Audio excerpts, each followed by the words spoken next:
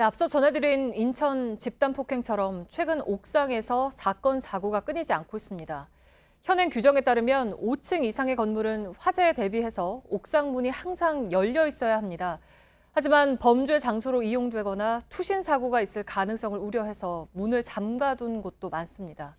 열지도 닫지도 못하는 옥상 문, 뭐가 문제인지 밀착카메라 김도훈 기자가 취재했습니다. 아파트 화단 시설물 위에 꽃다발이 놓여 있습니다. 집단 폭행 뒤 옥상에서 떨어져 숨진 중학생을 추모하는 시민들이 사고 직후 가져다 놓은 꽃다발입니다. 아파트 관리사무소는 학생들이 평소 열려 있는 비상 계단으로 옥상에 올라간 것으로 보고 있습니다. 사고가 난 아파트 옥상입니다. 옥상으로 향하는 출입문은 평소에도 이렇게 굳게 잠겨 있는데요. 해당 학생들은 이 건물 바로 옆 5개 비상 계단을 통해서 이곳 옥상으로 올라왔던 것으로 추정됩니다.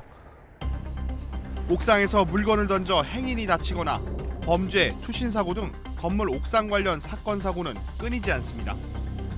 소방법에 따라 5층 이상의 건물은 화재 등 비상시에 대비해 옥상 출입문은 항상 열려 있어야 합니다. 공동주택은 고층 건물일수록 옥상이 중요한 피난시설이어서 상시 개방이 원칙입니다. 취재진은 옥상 출입문이 어떻게 관리되고 있는지 5층 이상 아파트 등 10여 곳을 점검해봤습니다.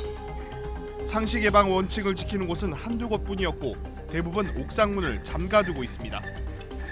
자동 개폐 장치가 있지만 고장났거나 자물쇠를 채워놓기도 합니다.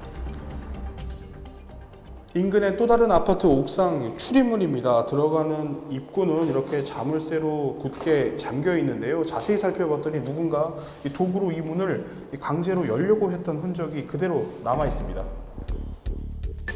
옥상문을 잠가두고는 열쇠를 관리사무소에서 보관하는 곳도 있습니다. 옥상에 문을 잠궈놨어요. 특별한 사항이 있을 때만 따로 가서 할 수 있게 이렇게 해놨어요. 열쇠는? 그럼 관리소에 있을 거야. 비상시를 대비해 꼭대기층 주민들에게 옥상문 열쇠를 나눠주는 곳도 있지만 제대로 관리가 안 되기는 마찬가지입니다. 옥상층 계단에 쇠창살을 설치해 옥상 진입을 막아둔 곳도 있었습니다. 화재 등 위급 상황에서 문이 제때 열리지 않으면 대피 속도가 늦어져 큰 인명사고로 이어질 수 있습니다. 범죄 예방과 화재 대피를 놓고 경찰과 소방에서 서로 다른 목소리를 내는 것도 문제라는 지적입니다. 경찰서에서 가더라고요. 소방에서는 열고. 왜 그러나 그래서 어디에 따라 몰라. 안 닫아놓으면 맨날 사고 나서 안 돼. 정부가 2016년 3월 이후 신축 아파트에 대해서 옥상문 자동 개폐 장치 설치를 의무화했지만 이전에 지어진 대부분의 아파트는 적용 대상이 아닙니다. 대부분 다 옥상문을 잠그고 있는 상태예요. 관리하는 입장에서는 입주민의 안전과 화재 시, 위험 시의 문제로 인해서 어려움을 겪고 있습니다.